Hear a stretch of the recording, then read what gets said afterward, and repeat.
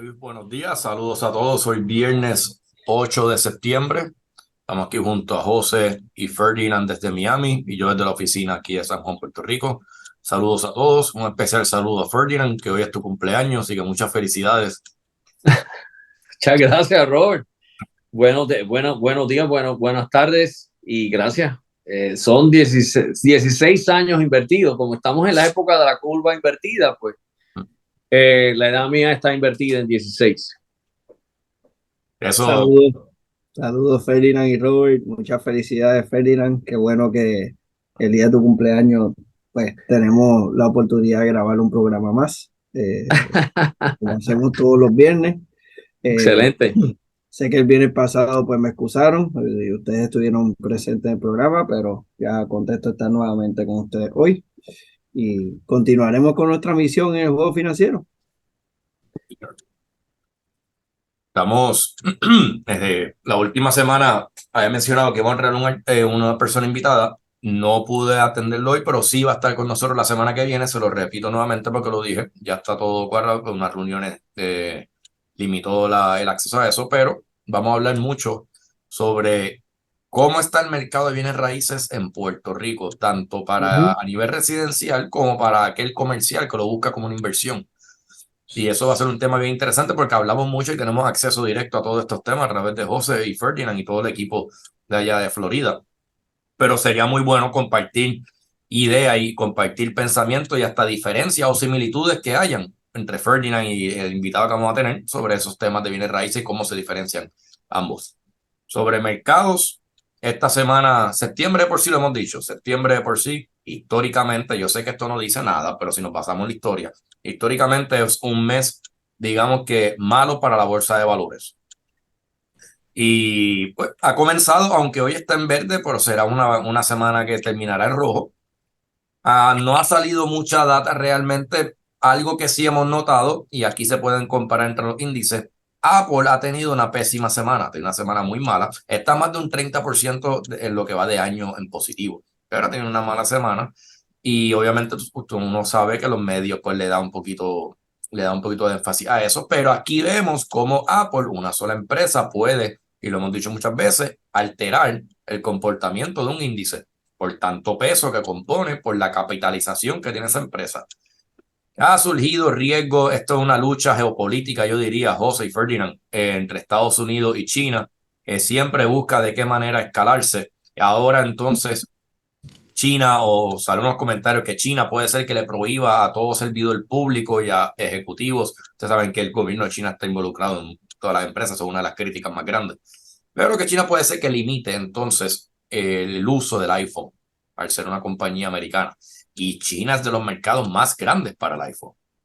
Eso entonces tiene a los analistas un poco preocupados. Es una de las noticias que quise aquí poner sobre la mesa para discutir, porque le han dado mucha atención durante estos últimos días. Bueno, déjeme decirle algo. Yo creo que eh, Robert y José, esta mañana pude analizar varias natas antes del programa, aparte de ponerme al día de realmente en las semanas a veces no tengo chance porque es un evento tras evento y no tengo tiempo de hecho le envié a ustedes un, un video de Darren Hardy extraordinario, lo cual es muy cierto. Pero siempre debe tener un tiempo libre para poder medir y saber hacia dónde vas por tantos eventos. Si tú miras el mercado, Nvidia y Apple han corregido entre un 8 a un 8,5% de su peak. El mercado solamente ha corregido un 2 a 3%. Eso demuestra que internamente el mercado es un mercado fuerte y es un mercado que tiene, en mi opinión, internal strength. Nvidia, porque Nvidia anticipó los mejores números en su historia y el mercado lo favoreció y lo premió con un ascenso vertiginoso en la acción. Apple por las circunstancias. Pero si tú sumas estos dos que fueron los líderes del mercado, they were the leaders of the market, el mercado ha bajado entre 2 a 3% y estas dos acciones que cargan un peso muy grande, como tú bien dices, Robert, han bajado entre un 8 y un 8,5%. Matemática no miente. Eso significa que han venido otros sectores a coger ese slack y definitivamente septiembre históricamente es el único mes que probablemente tiene un 55% de probabilidad histórica de ascenso, pero es el peor mes históricamente del año. Agosto es el segundo, febrero es el tercero. Pero independientemente de eso, quiero que miren algo que es importante. Si tú miras las veces que el bono del tesoro de 10 años, ahora el mercado está velando las tasas y está creando una situación donde está diciendo Fed, ya enough is enough, si acaso uno más, pero no me levantes demasiado las tasas. Fíjate que cada vez que el bono del tesoro de 10 años te toca 4.25, 4.30, ese año el mercado termina negativo. Cada vez que el mercado baja de 4.25 a 4.20, como hoy, el mercado sube. Lo que me está dejando saber es que el mercado entiende que el Fed ya hizo su trabajo y que no debe de seguir aumentando tasas porque entonces they're going to do too much. Y entonces ya lo hemos hablado en este programa. Así que hay dos cosas que hay que mirar el ojo. Mercado fuerte, interno, seasonality negativo, y mercado ahora mucho más pendiente de las tasas de intereses y qué efecto pudiera tener en la economía prospectivamente. Y lo que está diciendo es, Fed, enough is enough, si acaso uno más, pero no más, básicamente. Ese es los tea leaves que yo veo en el mercado. Pero el mercado ha actuado muy bien, by the way. It has done very good. Ha hecho un relative strength muy bueno, aún con una situación como la de Apple y como la de Nvidia. Bueno, Ferdinand, me robaste la palabra. I'm sorry. Era mi opening remarks, era básicamente Es su cumpleaños, él puede hacerlo hoy. mi opening remarks para el programa de hoy era básicamente lo que acabas de mencionar. El S&P 500, el punto más alto del año, sobrepasó por un poquito el 19% positivo y ahora mismo está un 16.27% positivo. O sea que en efecto estamos hablando entre un 2 a un 3% de pullback en el índice del S&P 500 con muchísimo ruido, con muchísimas noticias, solamente un 2 a un 3%, con una Reserva Federal que quiere mantener al mercado apprehensive y como quiera, el mercado ha reaccionado muy bien. Tiene todavía un Nasdaq un 40% positivo year to date, o sea, extremadamente bueno. Cada vez que el mercado a nivel técnico, cada vez que el mercado le tiran con piedra y noticias, posibles noticias negativas, sí tiene estos pequeños pullbacks, pero llega a unos niveles técnicos donde claramente de ahí no pasa. Y podemos mencionar algunos de ellos. Ha trabajado muy bien el 8-day exponential moving average, el T-line, para saber cuándo el mercado va a reaccionar o no.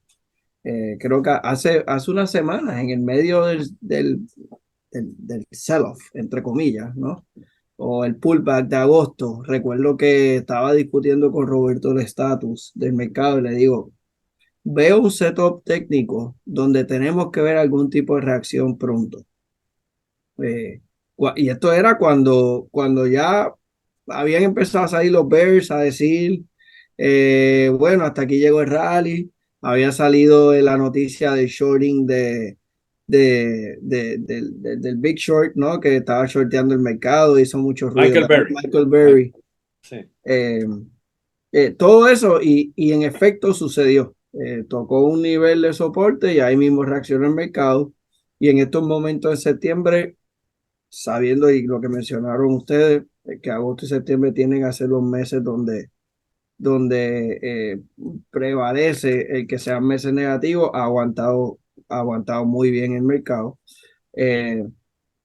Y pues eso nos deja saber que realmente hay solidez, ¿no? Que aquellas noticias que mencionaban de que eran cargadas solamente por ciertas compañías, etcétera, pues no es cierto.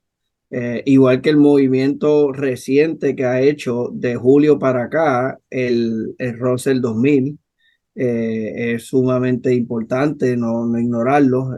Crea un broad rally, crea un broad market. Así que no veo preocupaciones. También algo positivo que ha sonado, creo que fue Kashkari, que es uno de los members del Fed. Él está ya saliendo a decir que él Ujú. entiende que el Fed no debe de continuar el proceso de alza de Pero tasas. ¿sabes quién es Cascari, no? Ese tipo fue el que prácticamente Paulson, y no es el Paulson que conozco, somos de inversionistas. El secretario del Tesoro le dijo, no sé cómo lo vas a hacer, pero determina cuánto es el daño en el mercado del 2008 cuando se cayó y tienes que cuantificar cuánto es el daño de deuda y cuál es el riesgo. You have to assess the risk and quantitative risk of the market en ese momento. Ese es el tipo que tú estás hablando de Cascade. Brillante, tipo súper brillante y un hombre de mercado, by the way. Él es ¿Okay? de Este no es un Minnesota, ¿verdad? académico. Ferdinand, él es de Minnesota. El Correcto. Fed del Minnesota, sí. Eh, Pero él es un quant. He's a quant guy, brillantísimo. Y creo que es un hombre que también entiende mercados. Y no es la primera persona. Digo, esta la tenemos que tomar como grupo. Nosotros hemos sido, yo creo que de los primeros antes de toda esta situación. Y vaticinamos que iban a ver, empezar a sonar en los próximos 30, 60 días voces de que disinflation, it's taking over the inflation. Así que we were ahead of the curve en esa. Pero vas a ver también Jim Cramer, aunque Cramer en mi opinión, pues él va como las velas y como el mar, pero también está diciendo, enough is enough, Fed, don't overdo it, congratulations, you did something against all odds, que es el soft landing, pero please, don't overdo it. pues los comentarios de Kashkari y del de Atlanta, que creo que es Bostic de apellido, Sí.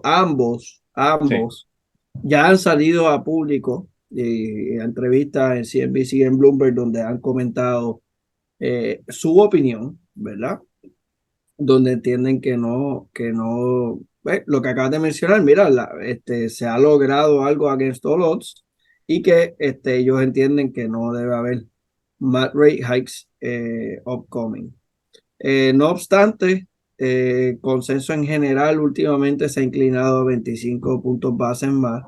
Yo no, ¿verdad? Sabemos que aquí no lo compartimos, pero me parece, quería comentarlo porque me parece interesante que dos personas dentro de la Reserva Federal, dos presidentes, pues ya estén básicamente saliendo con su opinión pública.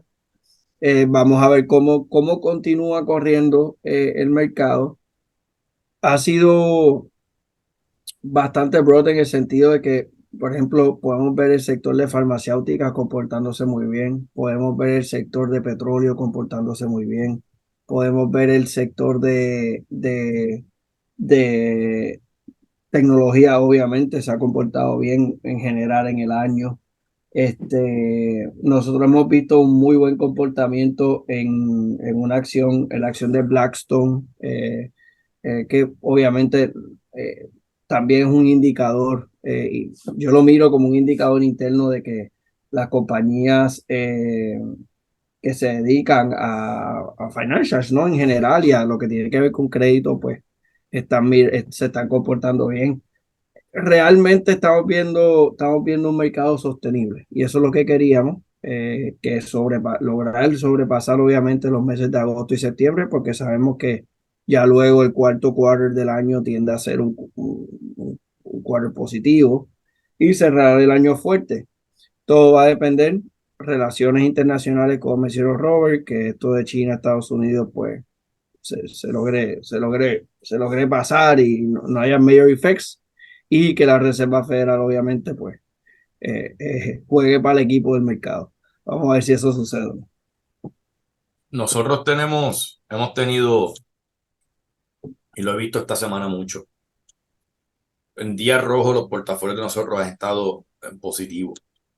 Hemos tenido un buen comportamiento, la selección ha sido excelente. Siempre hay uno que se comporta mejor que otro, me refiero en las empresas que forman parte de un portafolio. Pero hemos visto cómo se ha venido dispersando el mercado y lo hemos visto porque fue uno de los argumentos de los analistas y los comentaristas de que si este mercado está siendo cargado por energía, bueno, pues su mayoría sí, y es muy cierto, su mayoría sí.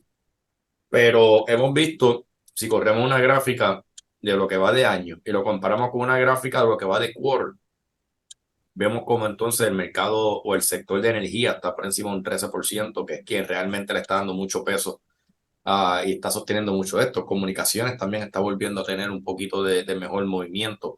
Hemos visto compañías atadas al consumidor, o sea, me refiero a consumer staples y consumer discretionary, han sido los peores que se han comportado en lo que va de quarter. Esos han sido los más que se han corregido. Hoy sale una noticia de que Kroger, que es una cadena digamos, Supermercado. supermercado, y están viendo una reducción en ingresos, pero ya vemos como muchas de estas empresas, y hemos hablado de la estadística muchas veces, han visto un aumento en ingresos, pero porque ha atado a la inflación. Pero muchas personas pueden ver esta noticia y ven algo negativo en Kroger. Y yo lo miro de otra manera, Ferdinand José. Yo lo veo como una confirmación de una desinflación. Porque ya están viendo una reducción en el precio de los productos, por lo tanto están viendo una reducción en esos revenues, en las ventas, pero no por volumen, sino en ventas por la cantidad o el precio del producto. Hemos visto ya una disminución en precio de muchos productos y por eso entonces los revenues se ven un poquito alterados, no necesariamente por volumen del consumidor.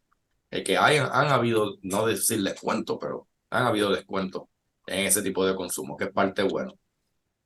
También Mira, adelante, José. quería Adelante. comentar que el mismo broad rally que estamos viendo y lo que estamos comentando en los distintos sectores, el hecho de que energía y petróleo vengan rallying las pasadas semanas, el hecho de que building y real estate se mantenga caliente, combinado con tecnología, combinado con materiales, o sea, estás viendo que no es un sector en específico, sino que estamos viendo esa misma diversificación comportándose bien.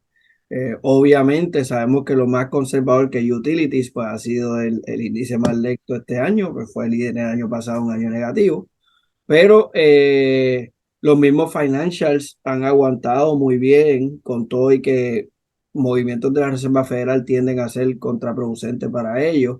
Así que lo estamos viendo all across the board en términos de los sectores de mercado y eso es positivo, eso le puede dar longevidad a esto, ¿no? ¿Qué ibas a comentar, Fer?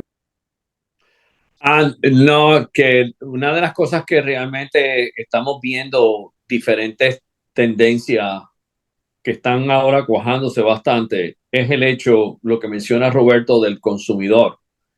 El consumidor está empezando a notar el desgaste. También toda la liquidez que había donde post pandemia, también esa parte está empezando ya a agotarse. También estamos viendo un poquito de delincuencia en diferentes morosidades en términos de pago de credit cards. Nada alarmante, sencillamente lo que demuestra es que el exceso también se está notando de que se está también, el consumidor está empezando a notar y a cambiar posiblemente y el aceptar estos incrementos de la manera en que lo hizo anteriormente. También recuérdense que el Fed no tan solo ha venido subiendo tasas, ha venido liquidando y sacando dinero del money supply. El money supply está en una posición donde no tan solo han subido tasas y han incrementado el costo, sino también que ha disminuido la liquidez y la liquidificación en los sistemas financieros. En cuanto a real estate, quiero decirte que al igual que Puerto Rico, el mayor factor por la cual Barbara Corcoran, Redfin, Realtors.com están diciendo que va a haber un incremento entre 6 a 10% el año que viene es porque el mercado hipotecario está vaticinando que las tasas van a empezar a bajar, posiblemente como hemos hablado en este programa. Y cuando eso suceda, el affordability va a ser mucho mayor. Pero en este momento no hay duda. Para poder vender propiedades acá en Estados Unidos, los precios se han mantenido en muy estables porque no hay supply, no hay suficiente oferta allá en el mercado. Y muchas personas que tenían listings, se le está haciendo a los realtors más difícil conseguir listings porque las personas no quieren poner las propiedades a la venta para entender si tienen un financiamiento a un 3 y un cuarto y un 4%, no van a entrar en un financiamiento primario, aunque sea una parte nada más de la hipoteca o de la adquisición a un 7 y un 7 y un cuarto, que es donde están las tasas a 30 años. Así que los home builders que tuvieron una semana difícil, pues no hay duda que el mercado está notando de que lo que se está notando es que el mercado de housing está en una pausa, está en una consolidación. Los precios se han mantenido y se mantendrán altos porque no hay suficiente oferta. Pero me gustaría mucho la opinión de Annelies cuando venga, o del grupo de real estate en Puerto Rico, porque lo que estamos experimentando acá es que a pesar de que el affordability es el hecho de que pueda estar accesible el housing para real estate en general, estamos viendo dos macro tendencias, y es que los precios todavía se mantienen bastante firmes, excepto en circunstancias especiales, pero es porque hay muy poco supply, hay muy poca oferta versus la demanda, hay mucha demanda, y esa demanda va a salir a correr tan pronto empiecen a ver que las tasas específicamente pueden disminuir. Otro fenómeno que está pasando aquí es que residencias de $700,000, $600,000 se venden más rápido que unidades de 350, 375,000, 400 y pico mil dólares. Porque esas unidades dependen más de financiamiento, y los bancos hoy en día, los debt to income, las tasas de interés, el affordability. Ahora mismo yo tengo una gráfica que tengo, por ejemplo, ahora owning es más caro que renta. Renta ahora mismo, el promedio de renta promedio está entre $2,300 a $2,600 mensuales. El average de hipoteca en una media average. Claro, Puerto Rico es diferente porque las medias de Puerto Rico son un poquito diferentes en términos de valorización de real estate. Por lo tanto, es interesante que podemos ver en términos de... Pero veo tendencias similares en el supply, la falta de oferta, y veo también el hecho de que el pago mensual en real estate se ha duplicado. O sea, ahora mismo es más caro comprar que rentar. Un fenómeno que no se veía desde hacía más de 3 años. Ahora mismo el average de hipoteca, cuando añades taxes, insurance, aquí en Florida, el median price está en $425,000. Esa es la media aquí en Florida de valor. So, el average es $3,400 el pago mensual. Tú puedes conseguir una buena propiedad. Ahora mismo yo tengo rentado propiedades en $2,300, $2,400 mensuales. Así que ese fenómeno sería bueno ver cómo está en Puerto Rico, compartir ese tipo de data. Pero el Fed ya hizo su trabajo, porque si they want to cool down labor, que definitivamente los números siguen en una tendencia donde ya ese momentum, ese incremento ya no está, y housing, más el consumidor está empezando a sentir algún tipo de desgaste por los costos. Eso es la razón por la cual el Fed de Atlanta, que es un Fed que sigue mucho la parte económica del sureste de Estados Unidos, que es el área donde hay más crecimiento económico en términos de growth. Ahí está Nashville, ahí están ciudades como North Carolina, está Miami, está Tampa, está Southeast.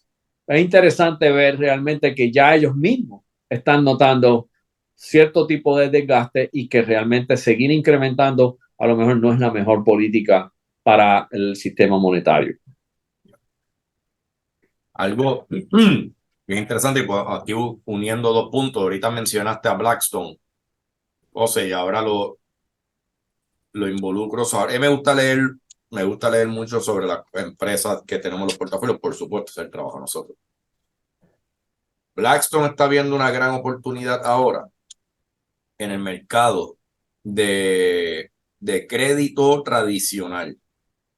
Me refiero vivienda, autos, construcción, home equity loan, etcétera.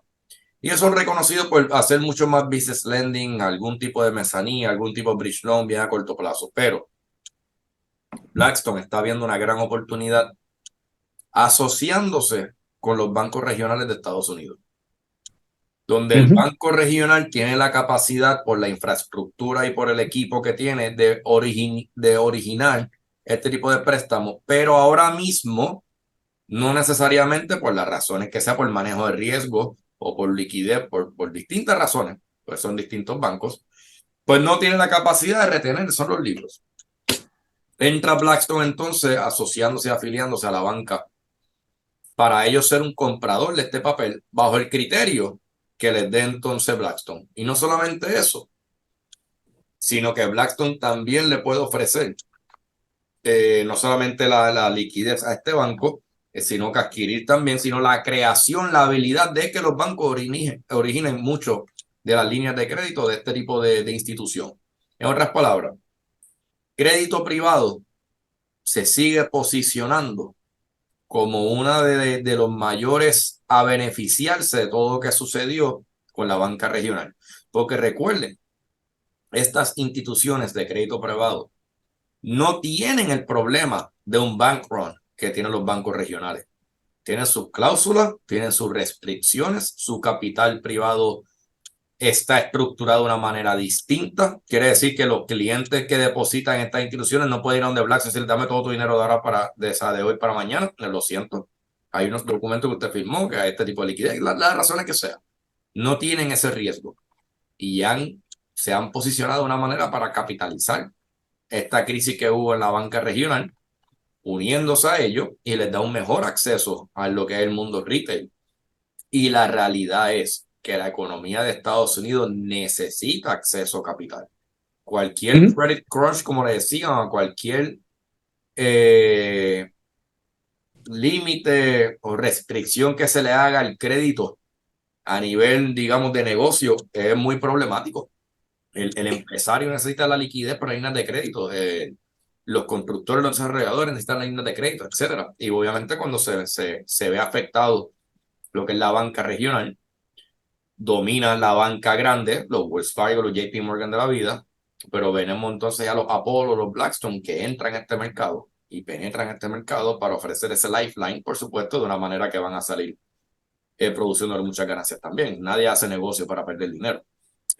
Así que es algo bien interesante. Y la acción de esa empresa, pues lo hemos visto cómo se ha venido comportando. Tuvo un comienzo medio rocky y se ha venido comportando muy bien en los últimos meses. Acuérdate de algo, que Blackstone, la razón por la cual no puede tener ese acceso de liquidez es que como capital privado no tiene el respaldo ni de Fannie Mae, ni de Ginnie Mae, ni del Federal Home Loan, en términos que son programas federales que proveen mercado secundario a FDIC banks o bancos. Blackstone tiene que crear su propio mercado secundario y eso no es, o sea, se crea porque yo lo he hecho, pero toma su tiempo. No es que tú vengas y saques el dinero o que yo tengo ese préstamo y yo pues nadie me lo compra. No hay problema, yo tengo al Fed que me va a comprar ese papel y me lo compra en la ventana a par. Blackstone no tiene eso. Capital privado no tiene esa flexibilidad, por eso es que los términos y la estructuración de ese tipo de package es necesariamente diferente. Ahora bien, es interesante y voy a poner un ejemplo en mi propia empresa. Ahora mismo una de las propiedades, el FHA, ya cualificado por el banco, ready para cerrar. Ahora los bancos están volviendo a retasar antes del cierre para estar seguro que el loan to value que tiene y se calcula puede dar los números. Y también que el debt to income, cuando vengamos a ver el pago mensual, cuadre para el cierre. A este individuo se quedó guindado al final. Se quedó guindado. Subió a 7 y pico, se descualificó. Nosotros le ofrecimos un financiamiento a 6%. Utilizamos de down payment un solar que me gusta muchísimo para construir y se lo cogí de trueque como down payment. Los gastos de cierre se los financiamos y adicional nos va a dar un $40,000 en escrow adicional en cash. Y ahora está rentando él $3,000 mensuales. Le conseguí con escrow, property taxes y el pago mensual en $2,600. So it's a win and win. Win and win situation everywhere. Uno de los fondos de capital privado va a comprar la nota, la va a comprar a par, va a tener un cash flow neto de 6%, mejor que el bono del tesoro a 4.25 o a 3, casi 4 al 30 años. No tenemos el issue de maturity, ni time, ni sensitivity risk, porque es interest only. Así es que fue una manera creativa de financiamiento privado para nosotros, nuestro propio inventario, moverlo en el mercado con un crédito del individuo, by the way, en 720 por Experian, TransUnion y Equifax. Eso es lo que está mirando Blackstone. Y eso es lo que ellos hacen, pero en cantidad de, Cantidades astronómicas. Esto es una pesetita lo mío, de que es medio millón. Esta gente lo hace en billones de dólares y por eso están mirando ese oportunidad. entonces se crean, como tú mencionas, Ferdinand, se crean fondos de capital privado que compran las notas, intercambian esas notas. Se crea un mercado de liquidificación y de mercado secundario no dependiendo del gobierno. Y eso es lo que está creando Blackstone, porque recuerda que Blackstone es $1 trillón, ya no es billonario, es $1 trillón. They are by itself un banco enorme, enorme. Y para la gente, o sea, esto se considera alternative investment, ¿ok? Para la gente, ¿verdad? Que nos está escuchando. Cuando nosotros en este programa hablamos de diversificar entre tradicional y no tradicional, los productos financieros a los que se dedica la compañía Blackstone son considerados alternative investments, ya sea pues crédito privado, eh, lending, etcétera. Así que es un gran ejemplo. Está en los pasados 12 meses un 20% positivo de su acción.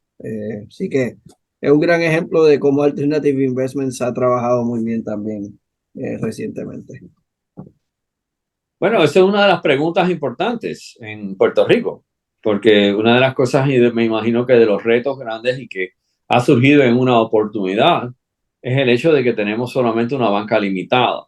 Y entonces, yo sé que ellos tienen un portfolio non-conforming, conforming. Sé que el portfolio non-conforming está extremadamente elevado en términos de proporción. Y entonces la disponibilidad de crédito y financiamiento es interesante, es una cosa que me gustaría aprender y preguntarle a los expertos que vas a traer, Robert, en términos de qué están haciendo ellos, en términos de que si se están abriendo oportunidades de capital privado para Puerto Rico, que es necesario, by the way. Adicional de que el gobierno ya no puede autofinanciar sus operaciones porque no tiene acceso al mercado de bonos de Wall Street, ya que los bonos no tienen ningún tipo de credibilidad y degradación. Tienen degradación y no credibilidad, lo que quiero decir. Por lo tanto, es un ambiente interesante donde, quién sabe, si para Blackstone es un mercado interesante Puerto Rico en términos de capital privado y de tener un buen mercado, principalmente en el mercado de short-term rentals, etcétera. Nada, eso lo traigo ahora como una idea que quisiera que lo apuntáramos para que realmente pues se pudiera discutir y preguntar. Definitivo. Ahí hay que mirar de cerca lo de una bandera que hemos mencionado aquí, la solidez del consumidor. Aquí levantamos, como les dije, el dashboard. Si fuéramos un piloto, no quiero utilizar un ejemplo de submarino por la tragedia que pasó hace poco, pero digamos que somos un piloto y vemos las distintas alarmas. Hay muchas, y escuché a alguien mencionarlo de esta manera, y está muy bien, hay muchas flashando amarillo. No necesariamente rojo todavía, pero hay muchas que están flashing yellow. Significa warning. No crítico, no un failure, pero warning. Hemos mencionado aquí, y el consumidor, hablamos sobre el consumidor porque la economía de los Estados Unidos, la de Puerto Rico, es cargada por el consumidor y por government spending. ¿Sabes? Vamos a hablar el cómputo del GDP. Pero el consumidor ha mostrado un incremento o se ha mencionado, se ha hablado sobre incremento en morosidad de vehículos, aumento en balance de tarjetas de crédito, disminución en los ahorros, muchas cosas un poco alarmantes, y todavía no se ha activado el pago de los préstamos estudiantiles, que eso está por comenzar en un mes. Eso va a ser un tutazo al consumidor, porque llevan 2 años, 3 años básicamente con un diferimiento y ahora van a tener que volver back to reality. Pero cuando uno analiza y se pone a verlo de cerca, Ferdinand y José, aunque sí la morosidad ha aumentado, está por debajo de la morosidad en el 2019, en el 2018, está por debajo de la morosidad y muy por debajo en el 2009, en el medio del ojo del huracán de la crisis financiera del 2007 a 2009. Los niveles de crédito, aunque sí están bien elevados también, pero sabemos que ha habido una inflación de todas partes, también mucha liquidez, por eso lo del crédito. Los niveles de ahorros, aunque sí han venido disminuyendo, ha sido un flush out de ahorro, como dicen los expertos, de ahorro que no se supone que estén ahí. que mucho viene del capital distribuido durante la pandemia. Personas que antes tenían su nivel de ahorro X y ahora tienen Y, porque recibieron una inyección de capital, algún tipo de ayuda por una manera u otra, y pues eso está flushing out al mercado. Pero también los niveles de ahorro están muy por encima del 2019, están por encima del 2009, si lo comparamos a la crisis financiera.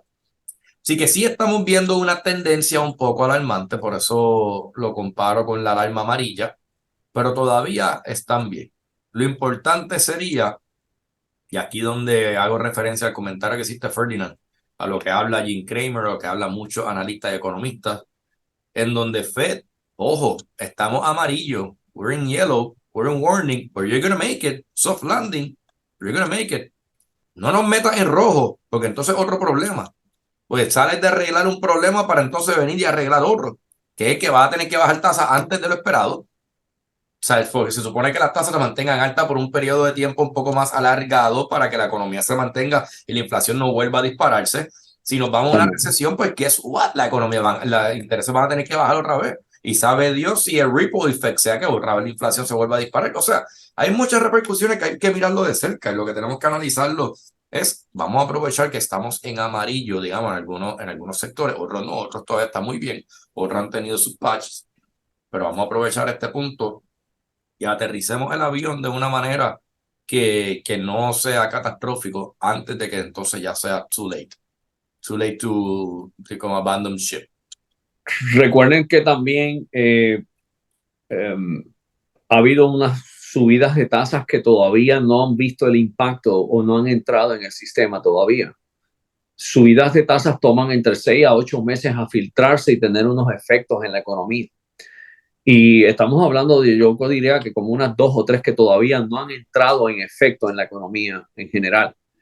El hecho de que el Fed haya mantenido un empleo saludable, que no fue así en el 2009, en la crisis, donde el desempleo, el unemployment rate subió muchísimo, donde la economía se paralizó, pues tiene unos efectos que todavía tienen unas ventanas que mantienen todavía la economía fuerte, pero llega un momento, como tú muy bien dices, Roberto y José, que hay que, en cierta manera, yo soy de los que creo que deben de mantener los niveles de tasa y está grabado, de mantenerlos de acuerdo a cómo venga la data, pero no seguir hincando el globo, porque puede llegar en un momento dado que se desinfle.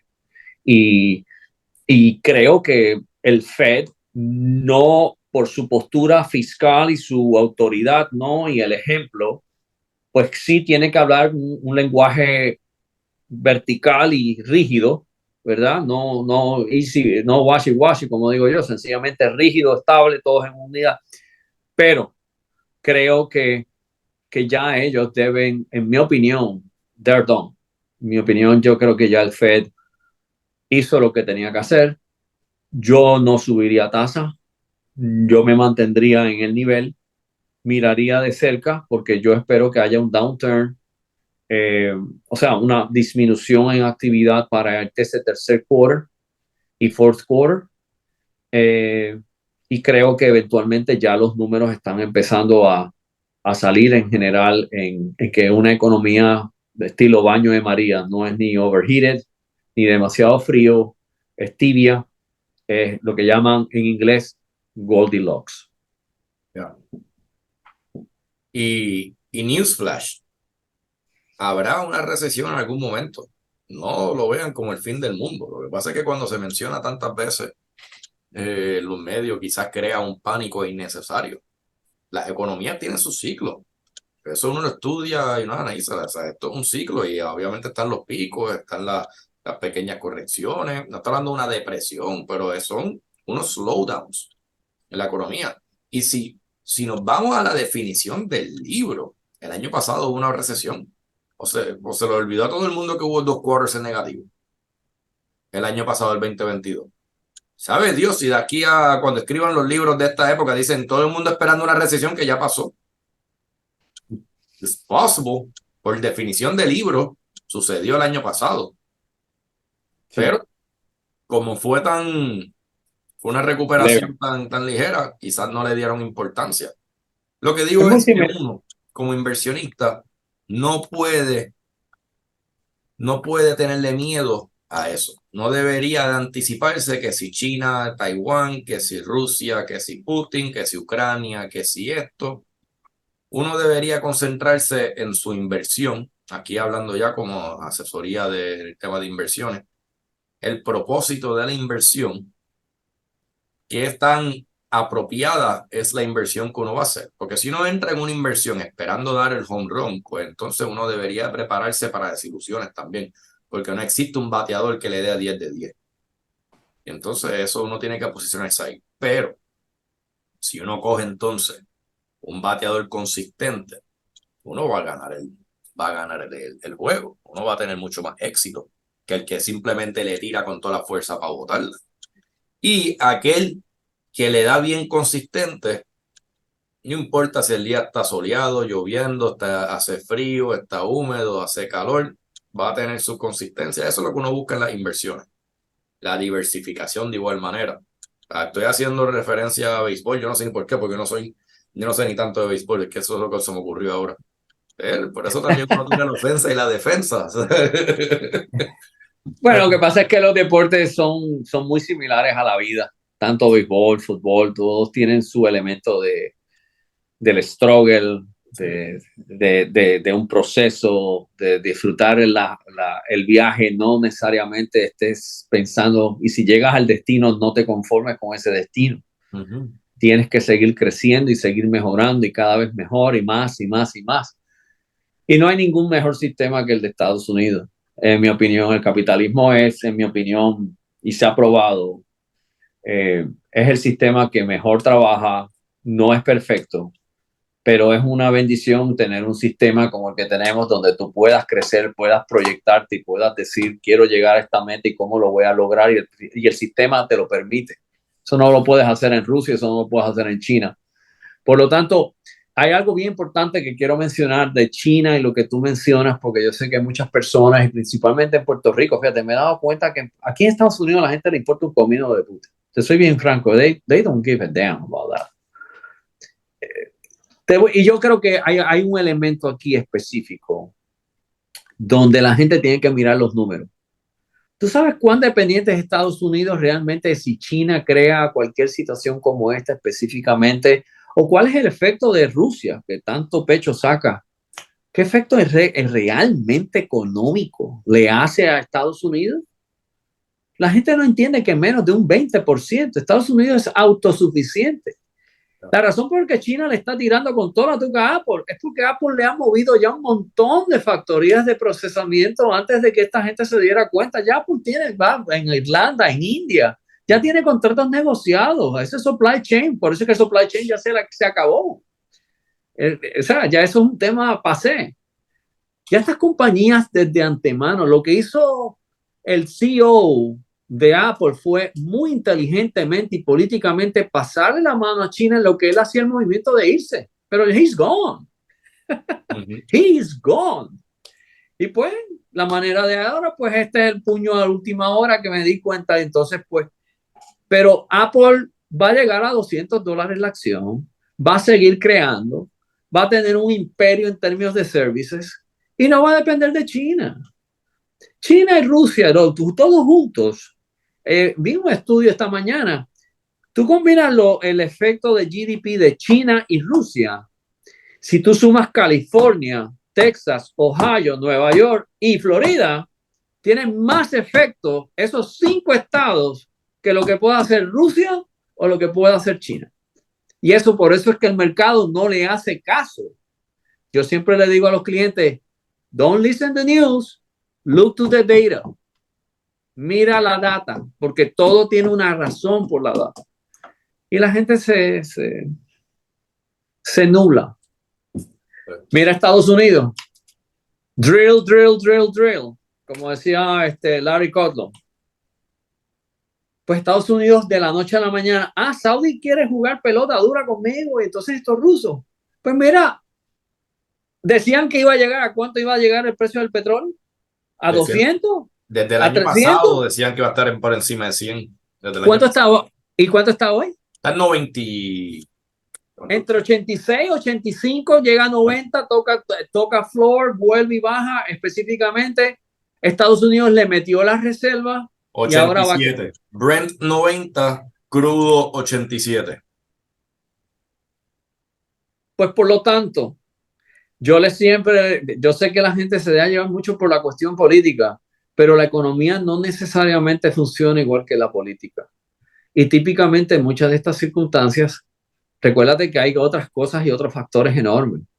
Está la productividad, está la tecnología, está artificial intelligence ahora, está la automatización y la robótica. Hay muchas cosas que ustedes no saben, que yo no sé y que nadie sabe, que ya están en proceso en general de eficiencias en la economía. Yeah. Y yo me imagino, Robert, que lo que pasa es que te recibes llamadas. Yo no recibo ese tipo de llamadas, pero me he dado cuenta que a veces me dice, por ejemplo, hay personas mayores que son clientes y me dicen, ¿qué tú crees de eso de China? Y yo digo, I don't give a shit. I don't care. Honestamente, I don't care. I can care less. Los chinos, adicional a eso, la data que te den específicamente tampoco es creíble. Pues son embusteros. They are. I mean, el gobierno manipula la información de acuerdo a lo que realmente ellos creen que le conviene. Pero hace tiempo que tienen un problema serio de real estate. Y es como la sirvienta estrellando el polvo debajo de la alfombra. Y ahora es que están haciendo todas estas cuestiones de sobreestimulación, bajando tasas, donde hace tiempo que debieron de haberlo hecho. El peor país que bregó con el COVID se llama China. Y by the way, fue el causante posiblemente. No tenemos evidencia empírica de que ellos fueron en general. Pero el primer caso de COVID da casualidad que sale de China. Por lo tanto, fueron los peores que bregaron con ellos. Crearon un serio problema a nivel global y mundial. No han sabido administrar la economía. El comunismo no sirve. Pregúnteselo a Venezuela, pregúnteselo a Cuba. Por lo tanto, yo te podría decir que estos eventos políticos no tienen que ver nada con la economía. El Dow Jones está en 34.567. Yo cuando comencé mi carrera, el Dow Jones estaba en 1.780. Cuando yo comencé estaba en 14.000 y lo vi en 11, pero ese era el range cuando yo comencé. Y llegó un punto que estaba en 17 y yo decía, esto está demasiado caro, esto va a tener que bajar. Y mira ahora dónde está. Por eso, mira, hablando del tema y lo de China, lo que mencionó Ferdinand, Rusia, no vale la pena mirar hacia allá, amargarse por esa información, especular qué pueda suceder con eso. Concentrémonos acá, concentrémonos en Estados Unidos, concentrémonos en lo que podemos. Mira, comenzamos el programa hablando, tienes un Treasury Bill a un año a un 5.43%, a 2 años a un 5%. Señores, estamos viviendo una oportunidad única. Aquí viene, ¿verdad? Y hemos hablado del cash management, de la importancia del cash management, la importancia de aprovechar esta oportunidad de generar un poquito más a esos excesos de ahorros que tenemos. Está espectacular. Uno no debe ignorar un 5.4 y un 5% a 2 años por parte con la garantía del gobierno federal. O sea, vamos a concentrarnos aquí con oportunidades hay demás. Y la combinación que hemos hablado de tener nuestros portafolios de crecimiento en el mercado, tener nuestros portafolios de manejo de efectivo conservadoramente, utilizando US Treasuries, utilizando certificados de depósito, etcétera, combinado con alternativas de inversión no tradicionales, ¿verdad? Y lo que se conoce como los alternative investments. Tenemos un winning fórmula ahí, que es cuestión de diseñarlo, es cuestión de manejarlo, es cuestión de administrarlo, ver dónde estamos parados en tolerancia, ver dónde estamos parados en horizonte de tiempo y diseñar un portafolio. Y no tenemos que irnos a China y a Rusia a buscar esa oportunidad, la tenemos aquí frente a nosotros. Claro. Acuérdate que el único poder y agarre que tenía Rusia era el petróleo y Estados Unidos se ha convertido en el mayor exportador de petróleo, inclusive con los saudis.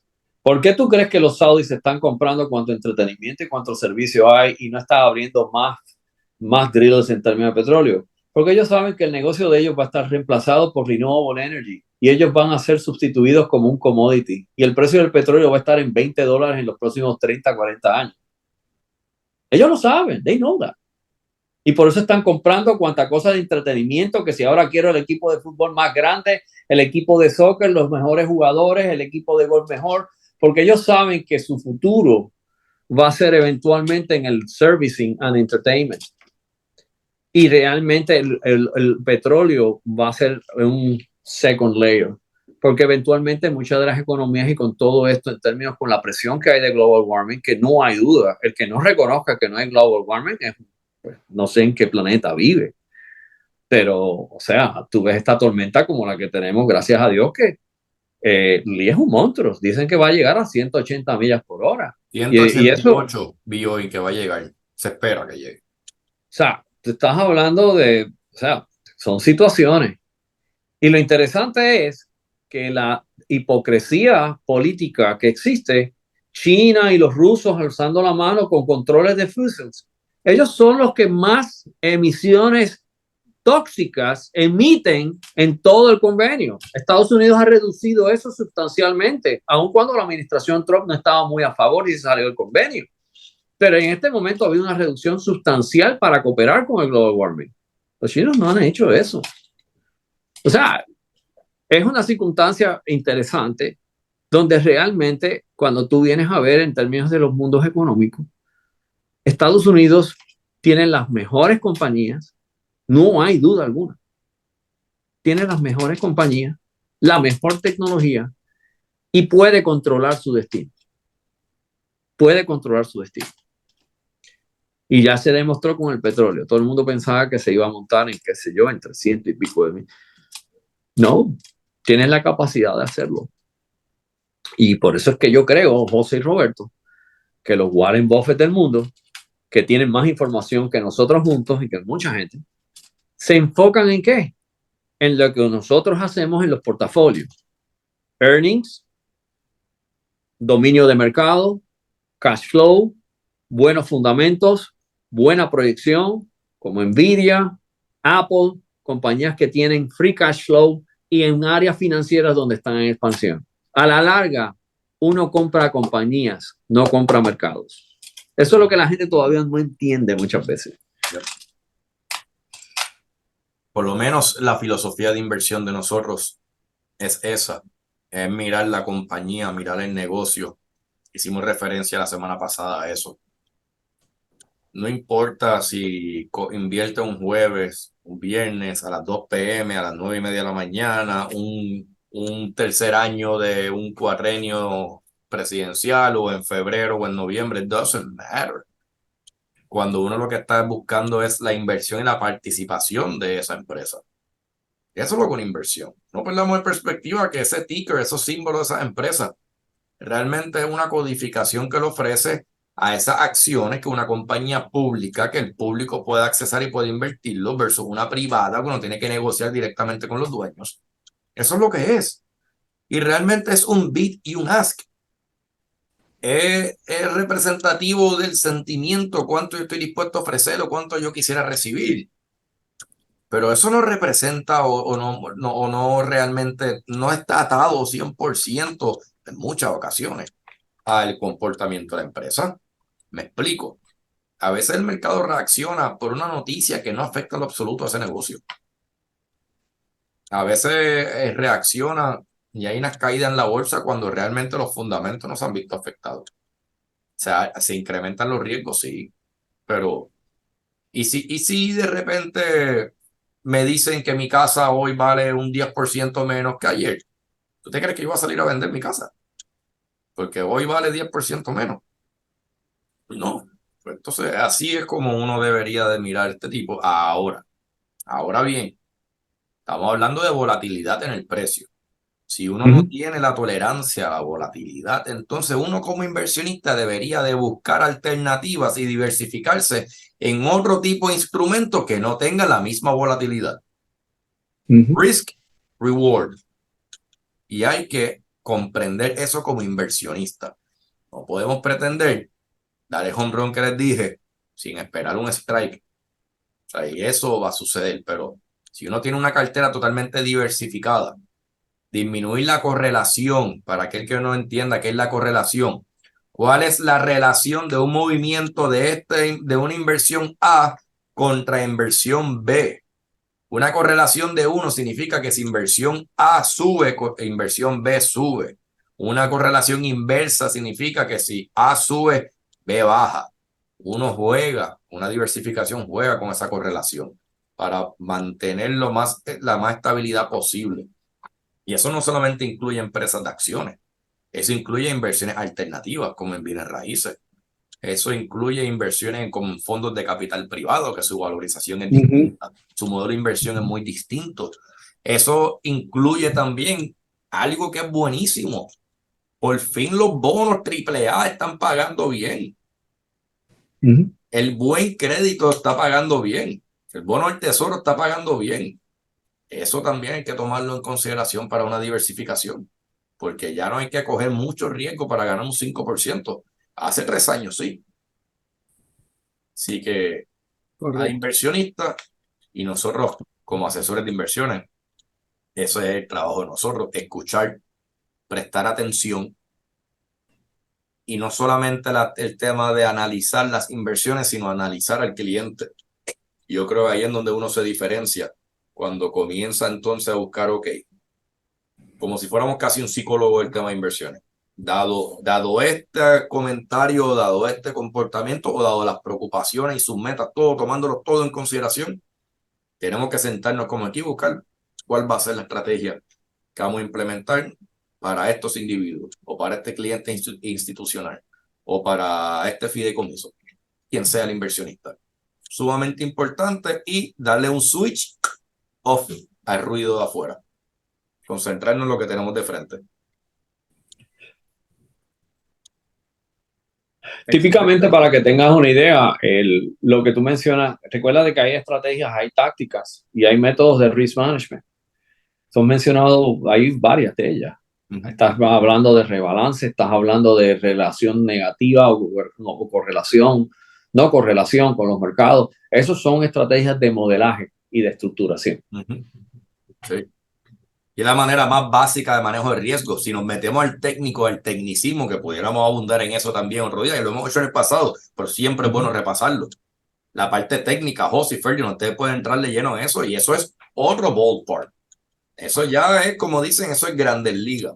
Pero uno comienza siempre por lo más básico y luego entonces vamos penetrando lo más complicado.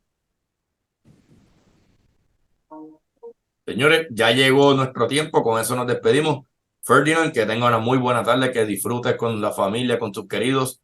Muchas Muchas gracias, felicidades. Roberto. Como les Muchas mencioné, gracias. nunca me voy a olvidar de los cumpleaños de ustedes dos y tenemos otro socio también, porque José Crespi cumple un día después que mi hijo, Ferdinand cumple 2 días después que mi hija, perdóname, Ferdinand 2 que mi hijo, así que esas fechas nunca se me olvidarán. Excelente. Buen fin de semana para Tengan muy todos. buenas tardes. Igualmente, cuídense. Bye bye.